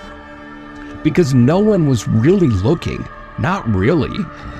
They were content to call them runaways, addicts, prostitutes, transients. They were treated like missing women, not murdered women. And that's how these bastards thrived. Ted Bundy was pulling girls out of Utah with a crowbar while Dale Wayne Eaton was digging bunkers in Wyoming. Gerald Gallegos was abducting teens in Nevada while Bobby Jack Fowler was punching women unconscious in Elko and leaving them for dead. Scott William Cox, Clark Baldwin, Robert Silvera. Pick a stretch of highway in the basin between 1970 and 2000 and I'll show you a predator who called it home. And don't get me started on the ones that we still don't know, the ones who never had a nickname, the ones who weren't caught, because if you think we've named them all, you're not paying attention. This wasn't an anomaly, this was an epidemic, a perfect storm of geography, isolation, law enforcement dysfunction, and a societal neglect. And while these shit stains did the killing, the silence around them let it happen. So no, I'm not fascinated by them. I'm not intrigued. I'm furious. These weren't misunderstood loners. They were walking infections, dragging pain and death across a map, destroying families and leaving nothing but questions in their wake. And the women they killed, well, they mattered. Whether they had 10 friends or none, whether they were mothers, daughters, sex workers, students, runaways, or just in the wrong place at the wrong time, they deserved to be protected. They deserved to be found, and they damn sure deserved to be remembered. That's why we do this. That's why we keep coming back to the basin, even when it's exhausting, because someone has to say their name out loud. Someone has to remind the world that they were more than crime scene photos and coroner's reports. They were human, and they were hunted. The men that we talked about today, they don't get to be mysterious. They don't get to be legendary. They get to rot in memory, in prison, or in the ground. And we keep talking, we keep pulling the threads, we keep showing up because there are still stories buried in the basin, and we're not done yet.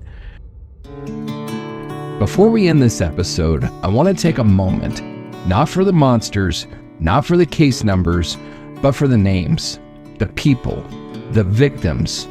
These are the ones we've spoken about today, some confirmed, some suspected, but all worth remembering.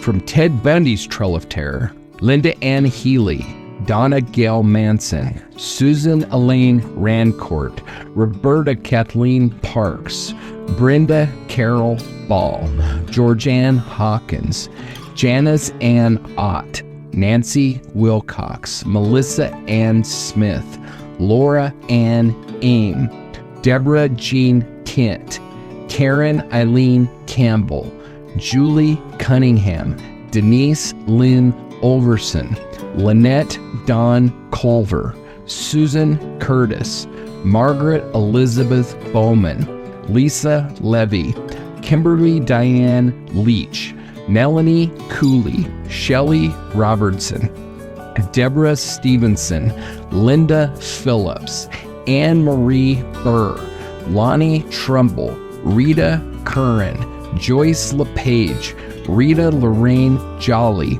Vicki Lynn Holler, Catherine Mary Devine, Brenda Joy Baker, Sandra Jean Weaver, Nancy Perry Baird.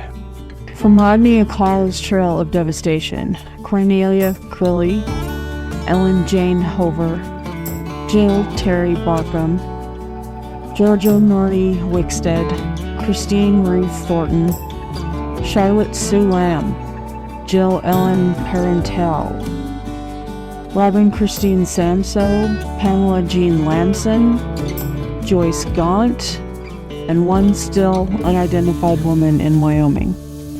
From Gerald and Charlene Gallegos' two-person killing machine, Kippy Vaught, Rhonda Scheffler, Brenda Judd, Sandra Coley, Stacy Ann Redican, Karen Chipman Twiggs, Linda Teresa Aguilar's unborn child, Virginia Mokel, Craig Miller, Mary Elizabeth Sowers, and Sandra Butler, who may never be confirmed. From Lauren James Bland, Angela Pratt, Phoebe Ho, Wendy Osborne, Ruth M. Ost. Samuel Little, the most prolific killer in U.S. history, Mary Jo Brosley, Linda Bennett, Carol Efford, Guadalupe Apodaca, Audrey Nilsson Everett, Patricia Parker, Mary Ann Jenkins, and 3 still unidentified black women in Nevada. From Larry Hall's suspected spree, Jessica Lynn Roach, Naomi Lee Kidder, Tricia Lynn Reitler, Lori DePies, Wendy Felton. From Royal Russell Long, Sharon Baldeagle, Carolyn Ann Brown, Charlotte June Kinsey, Cinda Lean Powlett, Carolyn Celeste Eaton, and one unnamed survivor who escaped. From David Leonard Woods, West Texas Killing Field, Melissa Alanis, Desiree Wheatley, Karen Baker, Angelica Frosto, Rosa Marie Cassio, Dawn Marie Smith, Marjorie Knox, Cheryl Lynn Vasquez Dismukes, Dale Wayne Eaton, whose silence still holds secrets, Lisa Marie Kimmel, Amy Roll Bechtold, Carlene Ann Brown, Naomi Lee Kidder, Star Valley Jane Doe, Devil's Gate Jane Doe, Thousand Springs Jane Doe, Shafter Jane Doe. From Robert Ben Rhoades, The Truck Stop Predator, Candace Walsh, Douglas Scott Ziskowski, Regina K. Walters, Ricky Lee Jones, and one unidentified woman likely from Nevada. Clark Perry Baldwin, Pamela Rose McCall, her unborn child, Bitter Creek Betty, now identified as Irene Lillian Vasquez, Sheridan County Jane Doe, now identified as Cindy Arlene Estrada, Cindy Arlene Estrada's unborn child, Tammy Jo Zawicki, Rhonda Knudsen. From Robert Joseph Silvera Jr., The Boxcar Killer, Anthony Garcia, Darren Royal Miller, Willie James Clark, Michael A. Garfinkel, Roger Lee Bowman, James E. McLean, Charles Randall Boyd, Paul Wayne Matthews, William Avis Pettit Jr., Michael Andrew Kleitz, Michael A. Brandolino, and one unidentified man in Arizona. From Scott William Cox, Rena Ann Brunson, Victoria Roan, Tia Hicks, Hazel Gelnett, Vicki Lynn Perkins, Stephanie Douglas, and one woman who survived but was never named. From Joseph Nassau, the killer who kept a handwritten list. Roxine Ann Ragash, Carmen Lorraine Colon, Pamela Ruth Parsons, Tracy Lynn Tafoya, Nancy Lee Sellers, and 3 unidentified women, one of them found in Nevada. And from Bobby Jack Fowler, Colleen McMillan, Sheila Swanson, Gail Ways, Maureen Louise Sterling, Yvonne Lisa Weber, Lori Lee Cursa, Carolyn Nadine Davis, Therese Walsh, Carrie Ann Graham, Francine Trimble, Monica Lohman, Pamela Darlene Lamson. For all of them, and for those that we haven't found yet. Some were schoolgirls, some were mothers, some were hitchhikers, waitresses, students, sisters, survivors. Some are still unnamed, still lying in the dust with only a case number and a location. But every one of them mattered.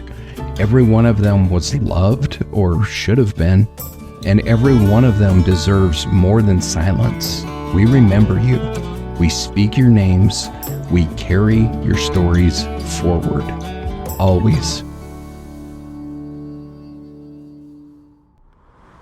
We've covered a lot of ground tonight, and none of it was easy. This wasn't about mystery. It wasn't about theory. It was about truth.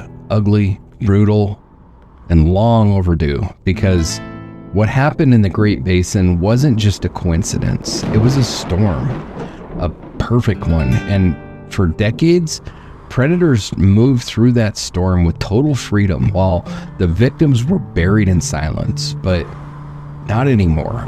So before we move on, what are your thoughts? Like, you haven't talked a lot. I've kind of been flapping my gums for the whole freaking episode, but where are you at? Not in a good place. It doesn't get much darker than this episode, honestly. It's not in a good place. It was tough to write. I mean, you go through that list of names and it's staggering. And it's a tiny fraction. I mean, Samuel Little's victims, if we knew them all, would be a list longer than that. Yeah. You know? And how many other of these pieces of shit are up? You know, I mean, we said on several of them 40 plus, 50 plus, 100 plus, 130 plus. I mean, yeah, it's unimaginable. Unimaginable and disgusting. Yeah. So if this episode left you rattled, angry, or just wide awake, good. It should. That's the point.